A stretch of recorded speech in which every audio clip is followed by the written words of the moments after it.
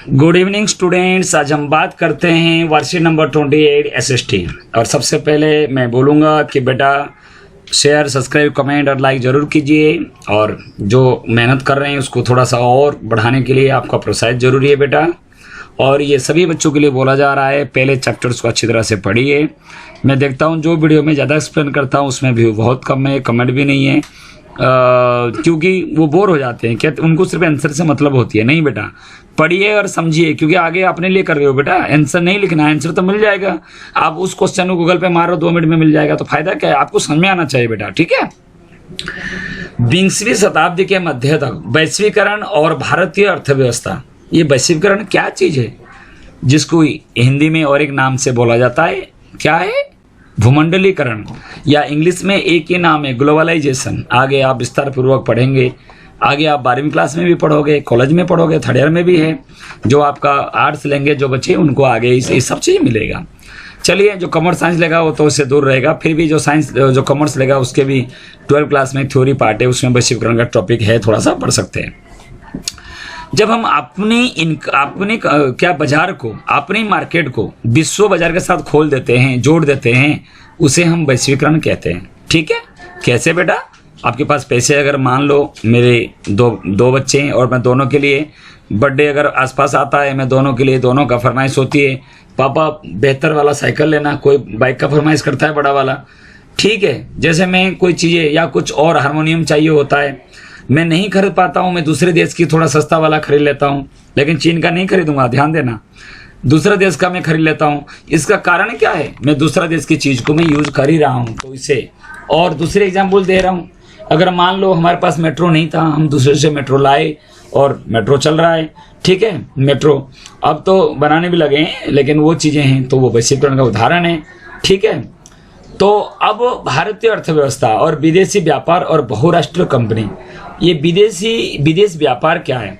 आपको ये बात तो अच्छी तरह से ध्यान होगा। ईस्ट इंडिया कंपनी पहले भारत में बिजनेस पर्पज में आया और आते आते वो पूरे भारत पर कब्जा कर लिया, समझ रहे हो ना। उसमें सबसे बड़ा कमी हमारा भी है। हम लोग क्या करते हैं, बहुत जल्दी दूसरी बात समझ जाते हैं और शक बहुत करते हैं। उन्होंने क्या करा, हिंदू मुस्लिम को एक साथ लड़वाया, ठीक है। पहले तो हिंदुओं के साथ देते थे और बाद में मुस्लिम के साथ दिए। इसका मतलब जैसे मोहम्मद अली जिन्ना साहब ने बोल दिए कि एक मुसलमान के लिए अलग राष्ट्र हो जाएगा, वो बिल्कुल तैयार हो गए। आप मेरे बात समझ रहे हो? इससे वो क्या चाहते थे? इससे वो चाहते थे कि भारत का टुकड़ा हो, जो प्रभुसत्ता है उसका खंडन हो, और जिसे कि भारत टुकड़ा टुकड़ा हो जाए, और वो कामयाब हो गए। आप कहोगे सर जी आप टॉपिक में तो बाहर जा रहे हो। बिल्कुल बेटा, थोड़ा समझने की जरूरत है। विदेशी व्यापार, और जो आपको लग रहा है जो बहुराष्ट्रीय कंपनियां हैं, वो किससे कहते हैं? वो क्या करते हैं? मल्टीनेशनल कंपनी, ऐसे कंपनी जो केवल हमारे देश में नहीं, अपने देश में नहीं, अलग अलग देशों में वो क्या करते हैं, अपनी जमीन है, अपना नियंत्रण है, अपना स्वामित्व है उस कंपनी का, तो ऐसी चीज़ों को बहुराष्ट्रीय कंपनी कहा जाता है, मल्टीनेशनल कंपनी कहा जाता है। अभी बहुत सारे कंपनी हमें देखने को मिलता है, गुड़गांव में देखने को मिलेगा, नोएडा चले जाओ, ठीक है, उससे रोजगार हमें मिल रहा है, लेकिन उनका मेन मकसद क्या पता है बेटा? मुनाफा कमाना, लाभ कमाना। चलिए, 20वीं शताब्दी के मध्य तक उत्पादन मुख्यतः देशों की सीमाओं के अंदर ही सीमित था। 20वीं शताब्दी से, इसका मतलब 1990-91 तक आप बात कर लो। उसके बाद जैसे वैश्वीकरण आ गया बेटा, अब घर के अंदर नहीं रहा। हमारे पास कुछ कमी है, हम दूसरे देश से ले आते हैं, और हमारे पास ज़्यादा है, हम दूसरे देश को दे देते हैं वैश्वीकरण के माध्यम से। इससे क्या होता है ना, हमारे जरूरत पूरा हो जाती है, ठीक है। उसमें अच्छाई बुराई सब चीज़ पढ़ेंगे।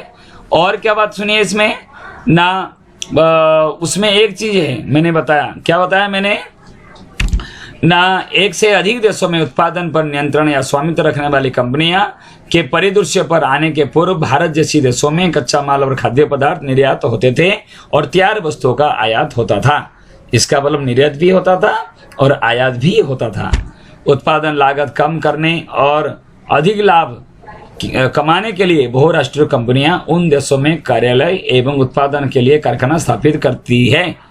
तो क्वेश्चन आ गया, बहुराष्ट्रीय कंपनी किस लिए अलग अलग देशों में कंपनियां स्थापित करती है? साफ लिखा हुआ है ना, वो इसीलिए क्योंकि लाभ कमाने के लिए, क्या करने के लिए? अधिक लाभ कमाने के लिए, ठीक है। जहां उन्हें सस्ता मजदूर मिल जाते हैं, श्रम मिल जाता है और अन्य साधन मिल सकते हैं। बहुत सारे कंपनी जो अलग अलग राज्यों में हमें देखने को मिलती हैं, जो एमएनसी कंपनी या दूसरे देश की जो कंपनी है, क्यों ना यहाँ पे मजदूर बहुत सस्ता है और यहाँ पे साधन भी मिल जाता है। बहुराष्ट्रीय कंपनियां वस्तुओं और सेवाओं का उत्पादन वैश्विक स्तर पर कर रही है। ये क्या है? विश्व स्तरीय में। इसका मतलब केवल हमारे देश पे नहीं है, बहुत सारे देश पे वो कर रहा है।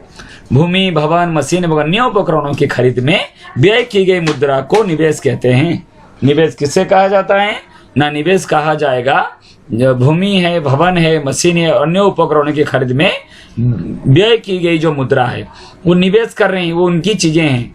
बहुराष्ट्रीय कंपनियों द्वारा किए गए निवेश को विदेशी निवेश कहते हैं। कोई हमारा कंपनी होती है, वो अगर मान लो चल नहीं रहा है या थोड़ा कम चल रहा है, फॉरेन कंपनी आके उसको ले लेता है और फिर उसमें पैसे लगा के फिर वो चलने चालू कर देता है ना बेटा? ध्यान होगा आपको। पहले हच है, वोडाफोन है, बदलता रहते हैं, कोई दूसरी कंपनी वाला ले लिया, ये ले लिया, वो ले लिया। वो स्थानीय कंपनियों के साथ साझेदारी द्वारा आपूर्ति के लिए स्थानीय कंपनियों का इस्तेमाल करके और स्थानीय कंपनियों से निकट प्रतिस्पर्धा करके अथवा उन्हें खरीद करके बहुराष्ट्रीय कंपनियां दूरस्थ स्थानों का उत्पादन पर अपना प्रभाव जमा रही है। इसका मतलब क्या है? स्थानीय जो कंपनी है, मैंने अभी क्या एग्जाम्पल दिया, भारत का कोई टेली कंपनी है, उसे फॉरेन वाला कंपनी कोई खरीद लिया, उसका शेयर का 90% खरीद लिया, 10% इसका है, और उसमें क्या हुआ ना, वो बढ़ते हैं और अच्छे मुनाफा वो कमाते हैं। और आगे आ जाओ। विदेशी व्यापार विभिन्न देशों को आपस में जुड़ने का मुख्य माध्यम है। तो विदेशी व्यापार से क्या होता है? एक देश दूसरे देश से बड़ा जुड़ जाता है। व्यापारिक हित के कारण ही ईस्ट इंडिया कंपनी भारत की ओर आकर्षित हुई थी। वास्तव में विदेश व्यापार अपने देश के बाजारों से बाहर के बाजारों में पहुंचने के लिए उत्पादकों को एक अवसर प्रदान करता है। इसका मतलब विदेशी व्यापार के बारे में आपका आएगा। विदेशी मतलब देश के बाहर, व्यापार मीन जो बिजनेस करते हो, लेन देन, जो खरीद बेच, वो सब होता है व्यापार। तो व्यापारिक हित के कारण okay, east India company Bharat आया, किस लिए आया था बेटा? मैं बिजनेस करूंगा। करते करते जमते पूरे भारत पर उसने कब्जा कर लिया, है ना बेटा? तो विदेश व्यापार और विभिन्न देशों के बाजारों को जोड़ने या एकीकरण में सहायक होता है। विदेशी व्यापार, एक पॉइंट ये भी लिख सकते हो, विदेशी व्यापार का क्या लाभ है? विभिन्न देशों के बाजारों को जोड़ने या एकीकरण करने का जो काम है वो विदेशी व्यापार को जाता है। अब पहले गाड़ी वगैरह, जो बाइक वगैरह खरीदते थे तो वो हीरो होंडा के नाम पे, अब हीरो अलग हो गया, होंडा अलग हो गया। लेकिन वो होंडा कंपनी कब खुला था ना? 19 जनवरी 1989 में गुड़गांव हरियाणा में हीरो समूह के संस्थापक, क्या नाम थे? बृजमोहन लाल जो मुंजल है के साथ मिलकर हीरो होंडा कंपनी का स्थापना की गई थी। और देखो इतना निवेश किया गया और वो कितना वो लाभ कमाया, वो दे रखा है। तो इससे आपने पढ़े, क्या क्या चीजें पढ़े बेटा? निवेश के अंतर्राष्ट्रीय बहुराष्ट्रीय कंपनियां किसे कहते हैं, उसका मेन उद्देश्य क्या है, निवेश क्या है, विदेश निवेश क्या है, विदेश व्यापार क्या है, समझ में आया? तो ऐसे कुछ क्वेश्चंस अब हम देखते हैं बेटा, और उम्मीद करता हूं ये जो मैंने समझाया आपको समझ में आया होगा। उसके साथ साथ मैं आपको दिखा देता हूं कुछ चीजें, ठीक है बेटा? वो देखिए, चलिए पहला क्वेश्चन, इसमें आप क्वेश्चन आपके पास होगा, वर्कशीट में आपको दे रखा है ना, दे रखा है। अतीत में देशों को जोड़ने का मुख्य माध्यम क्या था? देश को जोड़ने का मुख्य माध्यम था विदेशी व्यापार। क्या करते थे? एक देश दूसरे देश के साथ व्यापार करता था। सारे वर्कशीट में जो दे रखा है उसको ढूंढ के लिखो बेटा, अच्छा है। जो बनाए हैं वो अच्छे टीचर बनाते हैं और उससे बेहतर तो हम आपको नहीं बता सकते। तो आप ध्यान दें, जिन बच्चे का मन में ये होता है वर्कशीट में कुछ नहीं है, बताओ एक छोटा सा पैराग्राफ में बहुत कुछ चीजें हैं, उसको समझो और उसी में ही आपका आंसर है।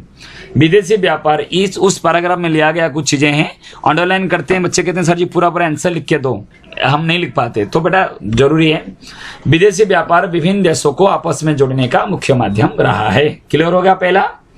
सेकंड क्वेश्चन तरफ चलते हैं। विदेशी व्यापार और विदेशी निवेश में क्या अंतर है? विदेशी व्यापार में लाभ कमाओगे, विदेशी व्यापार विभिन्न देशों को आपस में जोड़ने का मुख्य माध्यम रहा है और व्यापारिक हित के कारण ईस्ट इंडिया कंपनी भारत की ओर आकर्षित हुई है। ये दे रखा है आपका विदेशी व्यापार। दूसरा आपका विदेशी निवेश क्या है? भूमि, भवन, मशीन और अन्य उपकरण खरीद में व्यय की गई, ये चीजें दे रखा है आपको। चलिए सेकंड क्वेश्चन देखिए, विदेशी व्यापार क्या होता है? व्यापार करेंगे, वो क्या करेंगे? लाभ कमाना उसका मेन मकसद है। वहां से लाए सामान यहाँ बेचे, अपना कमाई ले गए, ये आपका हो गया विदेशी व्यापार।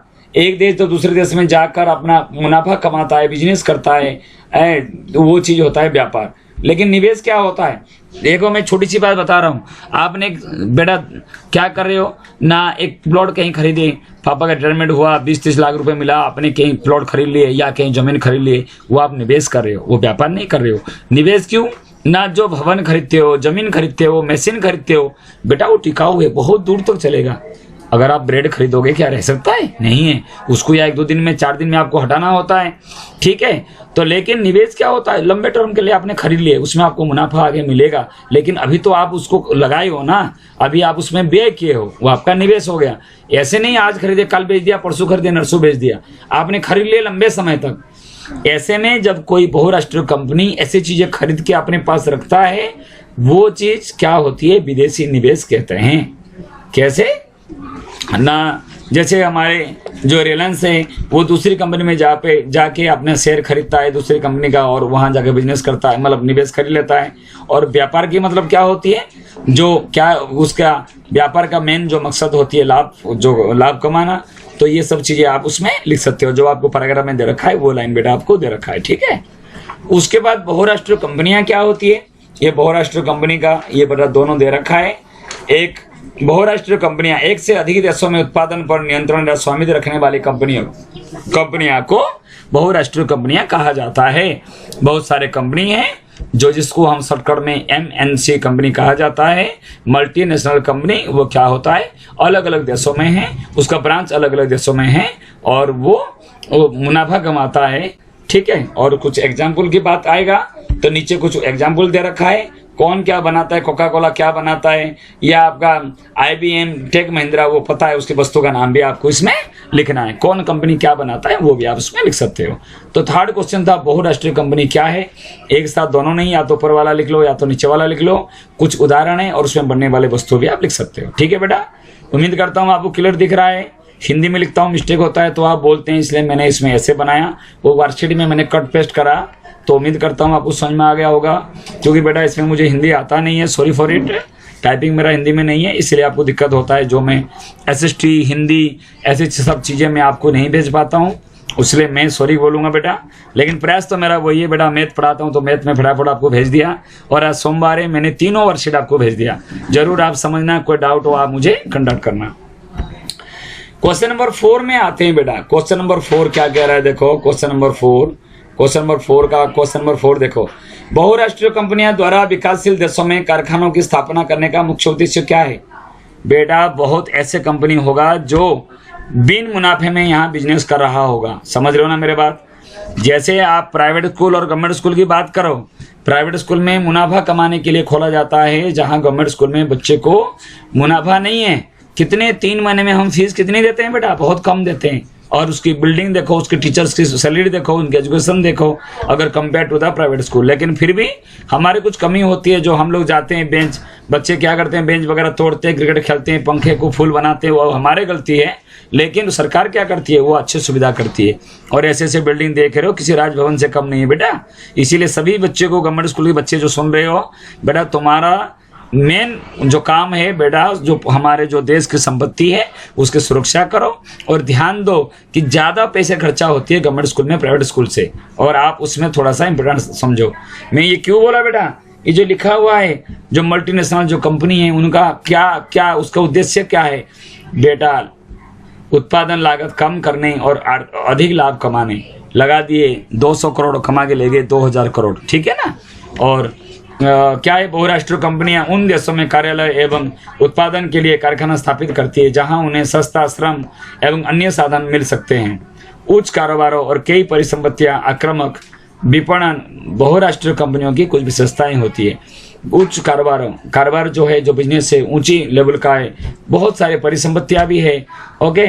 आक्रामक विपणन, ये अगर नहीं, बहुराष्ट्रीय कंपनी का क्या होती है, कुछ विशेषताएं होती है, ये आपको ध्यान देना है। कुछ बच्चे जो कि कमेंट किए थे, सर SST का हिंदी में भी भेज दो, मैं उन बच्चों को बोलूंगा बेटा, आपकी बात सुनकर मैंने बना दिया।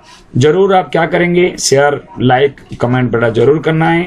और लास्ट में बोलूँगा, और बहुत जल्द आपका YouTube क्लास चालू होने वाला है। पहले मैथ का चालू होगा, आगे SST और साइंस का भी चालू होगा, तो उसके साथ जुड़े रहिए, सब्सक्राइब कीजिए। ओके बाय बेटा, टेक केयर बेटा।